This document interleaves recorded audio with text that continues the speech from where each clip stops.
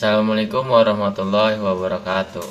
Halo, perkenalkan nama saya Dinan Brawan dengan NIM 61201230393. Saya dari Prodi Manajemen Fakultas Ekonomi dan Bisnis. Pada video kali ini saya akan menjawab pertanyaan dari ujian akhir semester mata kuliah Komunikasi Bisnis. Semoga jawaban dari video kali ini bisa membantu kalian memahami materi yang sudah kita pelajari selama ini. Oke, sebelumnya ini dia pertanyaannya.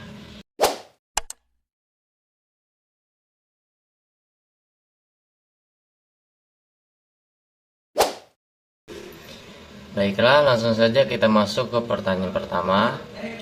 Sebelum masuk ke pembahasan dari pertanyaan tadi, sebenarnya apa sih dimaksud dengan komunikasi lintas budaya itu? Komunikasi lintas budaya adalah proses pertukaran informasi antar individu atau kelompok yang berasal dari latar belakang budaya yang berbeda.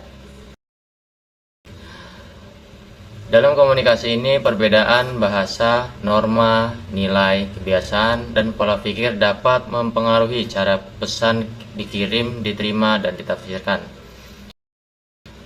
Tujuan dari komunikasi lintas budaya yang pertama yaitu ada meningkatkan pemahaman.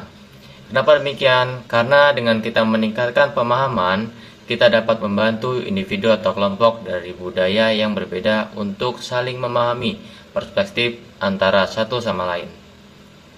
Yang kedua, ada mengurangi kesalahpahaman, yang mana mengurangi kesalahpahaman sangatlah penting untuk menghindari konflik yang timbul akibat perbedaan budaya dalam komunikasi. Yang ketiga, yaitu ada membangun hubungan yang harmonis. Dalam hal tersebut, kita dapat melakukan dengan cara memfasilitasi interaksi yang lebih baik dalam lingkungan kerja, bisnis, dan sosial. Yang keempat, yaitu ada meningkatkan efektivitas komunikasi global. Pada hal ini dapat membantu kita dalam dunia bisnis, pendidikan, dan diplomasi yang semakin global. Yang kelima, ada meningkatkan toleransi dan apresiasi. Tentu dalam hal ini kita dapat membantu individu atau kelompok untuk menghargai keanekaragaman budaya. Contohnya, di sini saya mengambil contoh komunikasi lintas budaya dalam pendidikan. Contohnya yaitu ialah Dino adalah seorang mahasiswa Indonesia yang belajar di Jerman karena Dino menjalankan program pertukaran pelajar ke luar negeri. Dino harus menyesuaikan diri dengan gaya komunikasi yang lebih langsung dibandingkan dengan budaya Indonesia yang lebih sopan dan tidak konfrontatif. Nah, contoh lainnya adalah ketika kita akan melakukan presentasi produk ke daerah Sunda, tentu kita harus menggunakan bahasa yang sopan dan menggunakan intonasi yang lembut agar tidak terjadi ketersinggungan. Selain melakukan komunikasi secara face to face, ada beberapa cara yang bisa kita lakukan, yaitu dengan menggunakan komunikasi melalui teknologi dan secara pesan. Contoh dari komunikasi melalui teknologi adalah kita menggunakan presentasi melalui platform sosial media, atau kita juga bisa dengan menggunakan website untuk menjelaskan produk kita. Lalu kemudian contoh melalui pesan yaitu kita bisa membuat proposal bisnis atau dengan kita membuat surat kerjasama. Tentu sebelum kita melakukan presentasi bisnis, kita juga harus memperhatikan kosakata yang kita gunakan agar audiens bisa memahami apa yang kita sampaikan dan tidak ada terjadi kesalahpahaman. Kita juga harus memahami sifat, budaya, dan kebiasaan para audiens agar apa yang kita sampaikan lebih efektif. Nah, dalam hal tersebut dapat dilihat komunikasi budaya membutuhkan pemahaman, keterbukaan, empati agar dapat berjalan efektif serta membangun hubungan yang baik antar individu dari latar belakang budaya yang berbeda.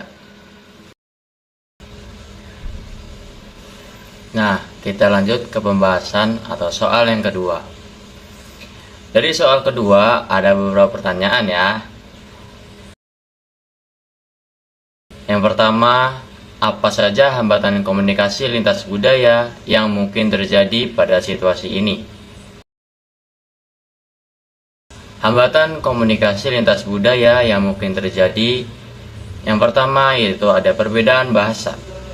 Anggota tim yang menggunakan bahasa yang berbeda dapat mengalami kesulitan dalam memahami pesan yang disampaikan, baik secara lisan maupun tulisan. Yang kedua, ada perbedaan nilai dan keyakinan. Setiap budaya memiliki nilai dan keyakinan yang berbeda. Hal ini dapat mempengaruhi cara anggota tim berkomunikasi dan berinteraksi satu sama lain. Perbedaan persepsi. Cara seorang menafsirkan pesan dapat dipengaruhi oleh latar belakang budaya mereka. Hal ini dapat menyebabkan kesalahpahaman dan konflik. Selanjutnya, pertanyaan yang kedua, bagaimana manajer tersebut dapat meningkatkan efektivitas komunikasi dengan timnya? Cara manajer meningkatkan efektivitas komunikasi, yang pertama yaitu ada pelajari budaya tim. Manajer perlu meluangkan waktu untuk mempelajari budaya anggota timnya. Hal ini dapat dilakukan dengan cara membaca buku, artikel, atau berbicara dengan orang-orang yang berpengalaman dalam komunikasi lintas budaya. Selanjutnya yaitu ada gunakan bahasa yang jelas dan sederhana. Hindari penggunaan jargon atau istilah teknis yang mungkin tidak dipahami oleh anggota tim. Nah, selanjutnya ada komunikasi dua arah, yang mana di sini berikan kesempatan kepada anggota tim untuk bertanya dan memberikan umpan balik. Dan ada bersikap terbuka dan toleran. Hargai perbedaan budaya dan hindari membuat asumsi atau penilaian berdasarkan stereotip. Dan berikan pelatihan komunikasi lintas budaya. Jika memungkinkan, berikan pelatihan komunikasi lintas budaya kepada seluruh anggota timnya.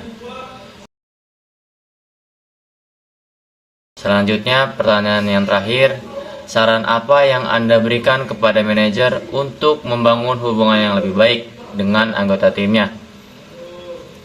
Saran untuk membangun hubungan yang lebih baik untuk anggota timnya, yaitu yang pertama, kenali anggota tim secara pribadi dengan cara meluangkan waktu untuk berinteraksi lebih lama agar dapat mengenal anggota tim di luar pekerjaan.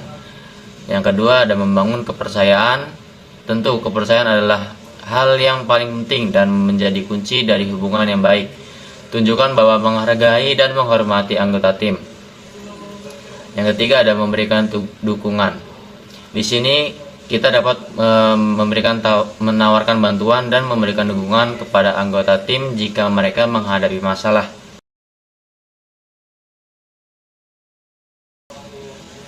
Nah, dengan memahami hambatan komunikasi lintas budaya dan menerapkan strategi yang tepat, seorang manajer dapat membangun tim yang solid dan efektif serta menciptakan lingkungan kerja yang inklusif dan harmonis.